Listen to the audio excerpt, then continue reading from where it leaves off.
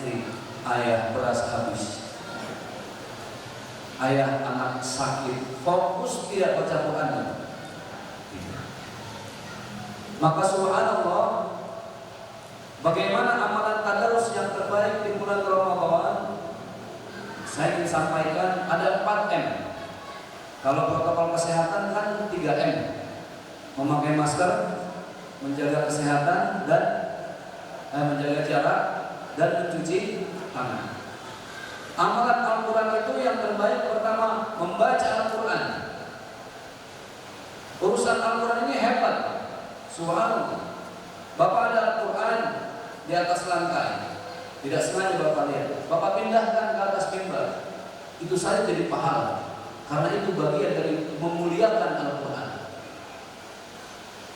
Ada Quran berdebu, Bapak elap, Bapak perbagus lagi, diperindah lagi, taruh di dalam rak lemari seperti ini, dalam kaca, itu saja sudah memuliakan Al-Quran.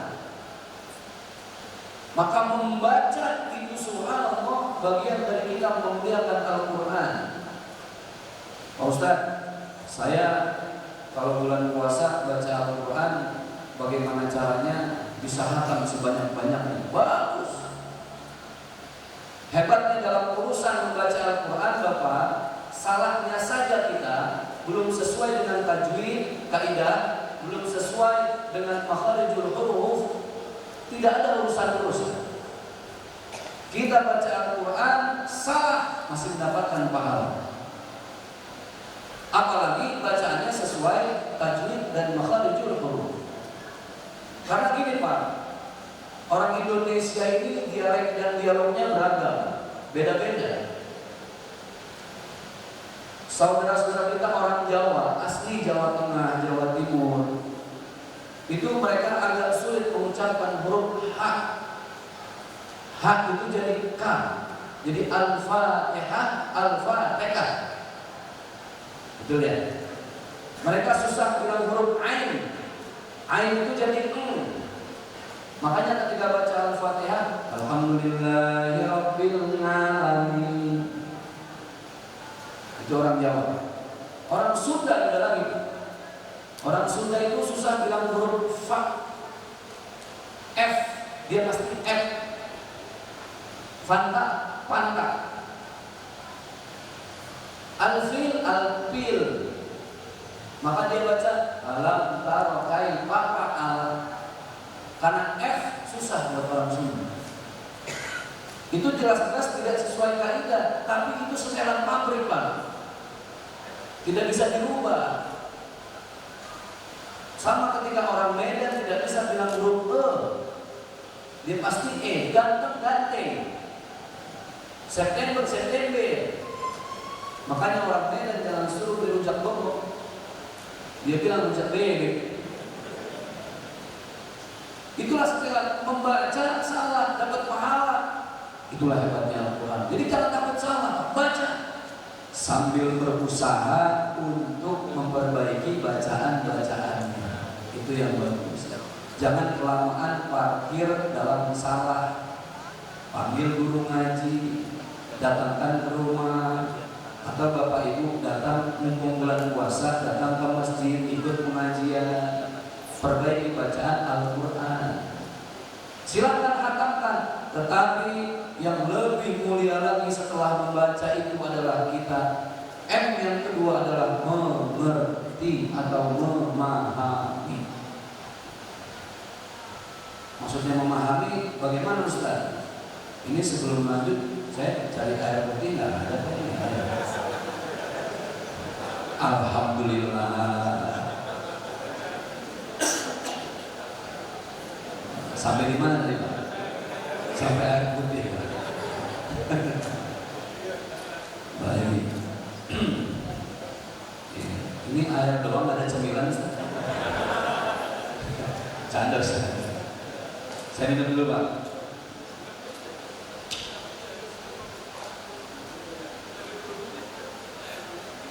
Yang kedua adalah mengerti dan memahami. Contoh, akan menjadi bacaan kita lebih indah di saat kita memahami setiap ayat. Iyyaka na'budu wa iyyaka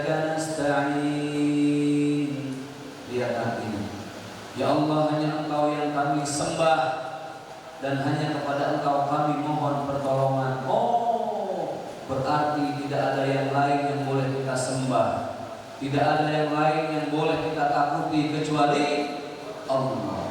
Ada yang berani. Pak Ustaz, kalau ada suami takut sama istri, nah ini suami takut sama istri, Pak Ustaz, bagaimana nanti dia di akhirat? Saya bilang kalau ada suami takut sama istri, di akhirat nanti dia langsung masuk surga. Kenapa? Karena di dunia sudah tersiksa sama istri. Jadi yang kita takuti cuma Allah. Iyyaka na'budu wa iyyaka nasta'in. Ketika ada masalah kita tolongnya sama Allah, bukan ke dukun, bukan ke paranormal. Kita baca Al-Quran, tapi ketika ada masalah kita tidak memohon kepada Allah. Mana janjinya?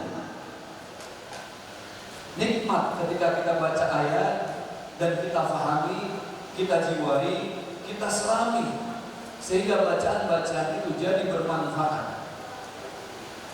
M yang ketiga, setelah membaca, mengerti, yang ketiga adalah mengamalkan, mempraktekkan. Maka Nabi sallallahu alaihi wasallam, baginda Rasulullah, beliau bersabda, khairukum man ta'allama al-Qur'an wa 'allama. Sebaik-baiknya kalian adalah siapa yang belajar membaca Al-Quran dan mengamalkannya.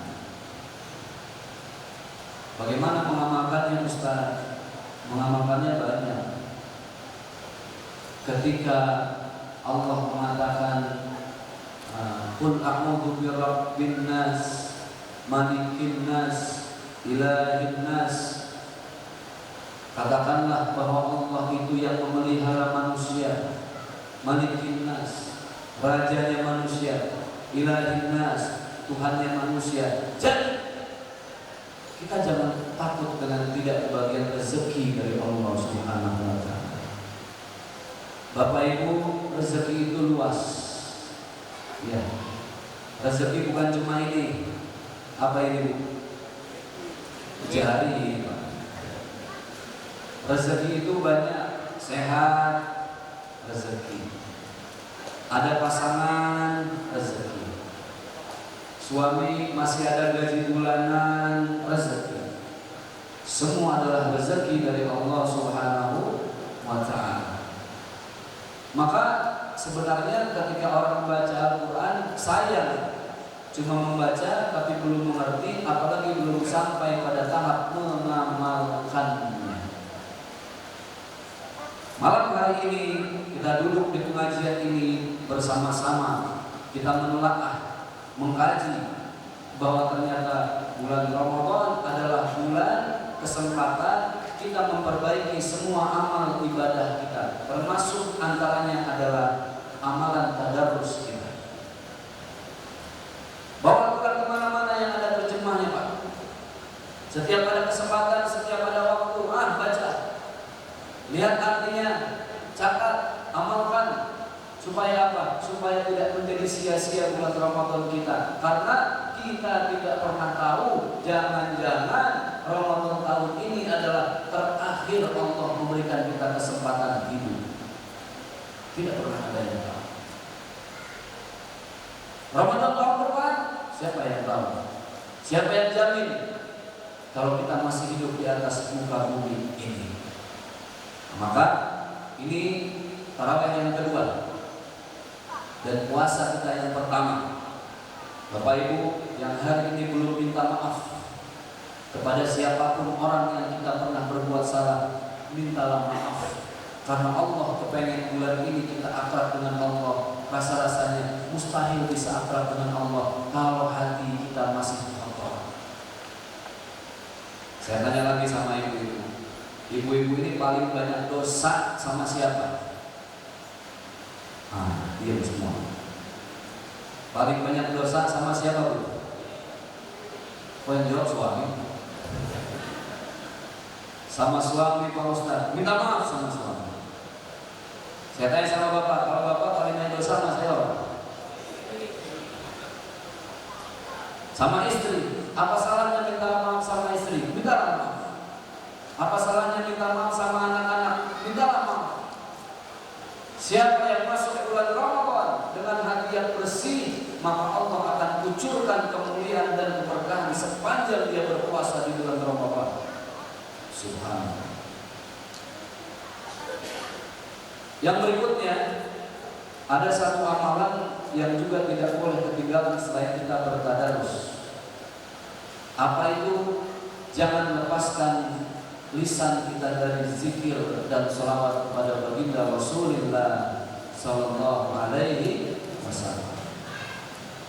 Kenapa harus berzikir? Karena hati itu yang menciptakan manusia.